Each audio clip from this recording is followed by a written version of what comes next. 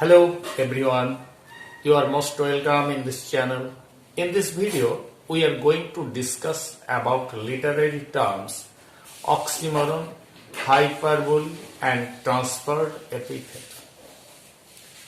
Before we discussed what is literary terms or what is figure of speech, now we are going to discuss oxymoron first. Oxymoron. What is oxymoron?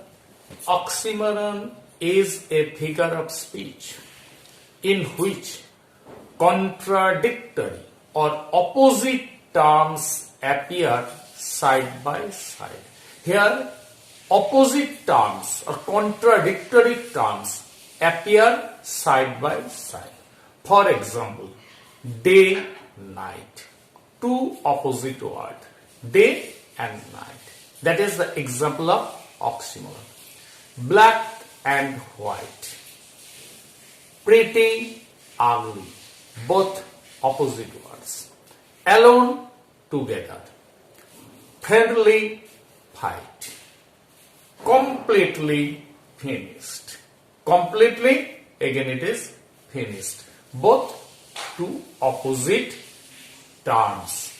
Sweet, sorrow, cold, fire, open, secret, sweetly, bitter, liquid, gas. Liquid, again it is gas. Fire and ice. Deafening silence.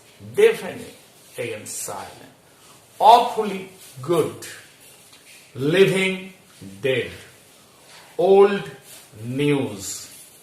Only choice. Social distancing. These are the few examples of oxymoron. So we see what is oxymoron. Opposite or contradictory terms appear side by side in literature. They are called oxymoron. Our next term is hyperbole. What is hyperbole? Hyperbole is a figure of speech where purposeful extravagant statement is used. We use extravagant statement purposefully. So, the use of extravagant terms for the purpose of emphasis or heightened effect, we call it hyperbole. We say what is actual more than what is actual, we say. We say more than what is actual intentionally to make the language more effective, more ornamental. We use hyperbole. For example, the sentence, he is as old as Mount Everest. What does the sentence indicate? He is as old as Mount Everest. The age of Mount Everest and his age both are same? Of course not. We use it to indicate he is very old. So, we are using the figure of speech hyperbole. This is called hyperbole. Another sentence. He is so hungry he can eat an elephant. What does it really mean? He is so hungry he can eat an elephant? Of course, a person cannot eat an elephant. But to indicate he is very hungry, we use the literary terms hyperbole here. So we say he is so hungry he can eat an elephant. Another example. I told this 100 times. Really? I told 100 times? Of course not. To indicate that I have told it many times, we use I told him 100 times. She cried a river. What does it indicate? She cried, and after that the tear made a river? Of course not. It indicates that she cried a lot. Another example. This tea is hotter than the sun. This tea is hotter than the sun. Does it really mean that tea is as hot as the sun? Of course not. It indicates that tea is very hot. Like bottomless sea. Bottomless sea, we know. Sea is very deep, but it has bottom. It has end. But we say bottomless sea. Endless mountain. Mountain. There is end, of course, but if we say endless mountains, means it is a long way. Endless mountain.